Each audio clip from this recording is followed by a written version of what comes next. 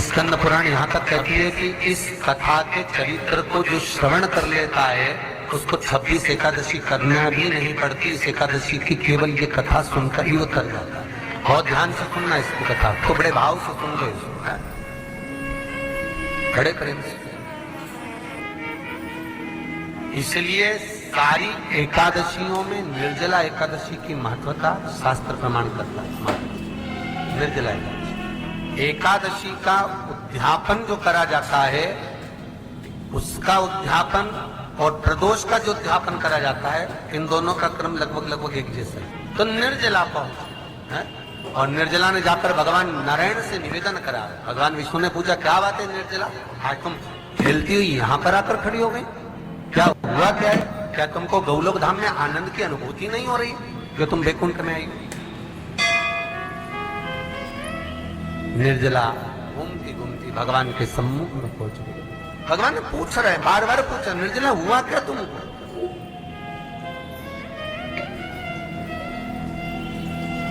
ए निर्जला, है एकादशी, हुआ क्या है? क्या कारण है तुम्हारे यहाँ आने का, वैकुंठ पहुंचने का? बहुत ध्यान देना महाराज। शास्त्र कहता है सोमवार, मंगलवार, बुधवार, गुरुवार, शुक्रवार, शनिवार, ये देवता वो देवता सबके व्रत कर लो, सारे व्रत कर लो, पर ये व्रत आपको परमात्मा के धाम तक लेकर नहीं जा सकते, क्योंकि इनका जो पुण्य है वो मृत्यु लोक में आप थोड़ा सा भी गलत करते हैं तो पुण्य समाप्त हो जाता है। पर हिंदू धर्म के 3 व्रत ऐसे बता दिए जिन व्रतों का पुण्य समाप्त नहीं हुआ।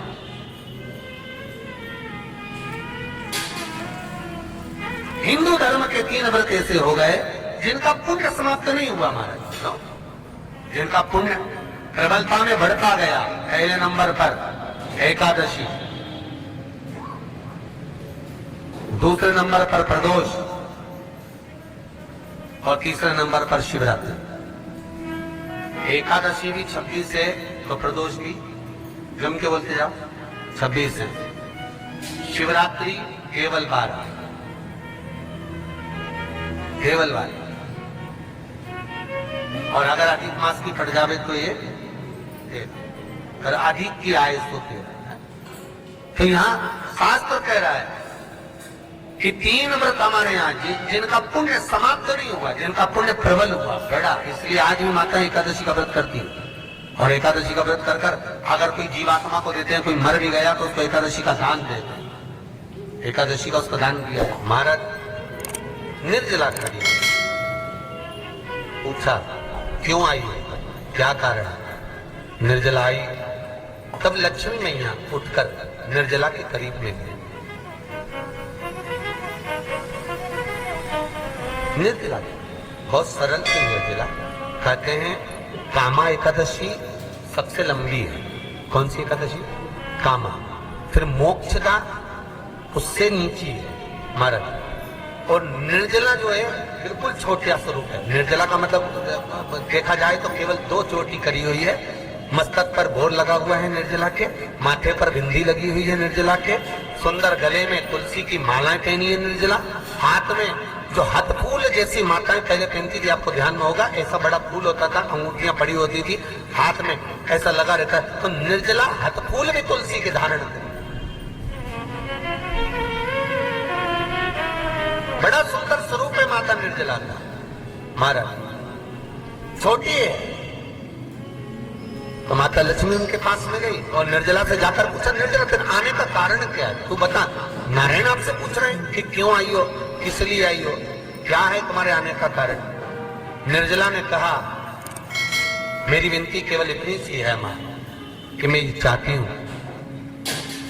कि मैं जीव के प्राण छूटने के बाद उसके प्राणों को जिस समय मैं लेकर जीवात्मा के प्राणों को परमात्मा तक भेजूं, वैकुंठ तक भेजूं, गौलोक धाम तक भेजूं, उस बीच में मुझे ले जाते समय कई नरक भी बीच में पड़ेंगे, कई स्थान ऐसे बैतरणी आदि का स्थान बीच में आएंगे, तो वो स्थान में मुझे रोका ना हो। मैं सीधे भगवान के धाम पहुंच जाऊं। ऐसी कृपा, ऐसी दया। जितनी माताएं एकादशी का व्रत करती, बहुत ध्यान से सुनना आज की कथा हो, शायद जिंदगी में मिली ना मिली, पर ये कथा का रिश्ता तो बहुत ध्यान से सुनना। स्कंद पुराण यहां तक कहती है कि इस कथा के चरित्र को जो श्रवण कर लेता है उसको 26 एकादशी करना भी नहीं पड़ती। इस एकादशी की केवल ये कथा सुनकर ही वो तर जाता है। बहुत ध्यान से सुनना इसको, कथा को। सबसे पहला नियम एकादशी व्रत का, सबसे पहला नियम है कि आप जिस दिन व्रत करो उसके एक दिन पहले भक्ति का संचार इस हृदय में करो। भक्ति का संचार इस हृदय में कर लीजिए। जिस दिन आप व्रत करो, जैसे एकादशी का व्रत कर रहे हो तो दशमी के दिन शाम का समय जब आवे, रात्रि जब होने लगे, शाम का समय आवे और रात्रि का आप जब भोजन ग्रहण करो तो उस भोजन में कोई ऐसा पदार्थ ग्रहण मत करिए जिस पदार्थ के कारण आपकी एकादशी बिगड़ गई। कोई बेकार भोजन में ग्रहण नहीं करना, श्रेष्ठ भोजन ग्रहण करिए दशमी। और एकादशी का दूसरा नियम बहुत ध्यान से सुनिएगा।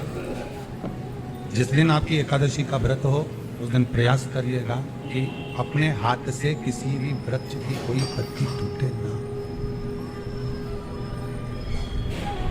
अपने हाथ से किसी भी वृक्ष की, पौधे की, किसी भी वृक्ष की पत्ती अपने हाथ से ना टूटे।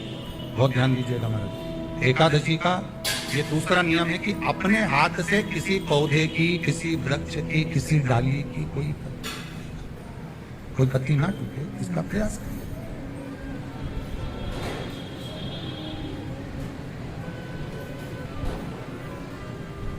कितना सुंदर व्याख्यान कहा है, कितना सुंदर वर्णन है महाराज कि मात्र एकादशी का व्रत कर लेने पर, मात्र एकादशी का व्रत कर लेने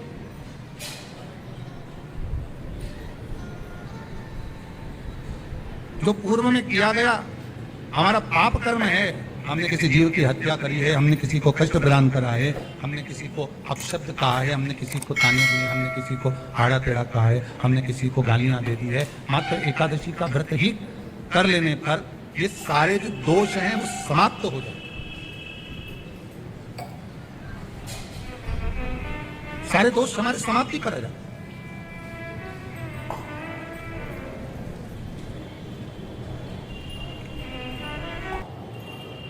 श्री शिवाय नमस्तुभ्यम, हर हर महादेव। अगर आपने अभी तक वीडियो को लाइक नहीं किया तो वीडियो को लाइक करें और चैनल को सब्सक्राइब करें ताकि जब भी हम नई उपाय अपलोड करें तो सूचना सबसे पहले आपके पास पहुंचे। श्री शिवाय नमस्तुभ्यम, हर हर महादेव।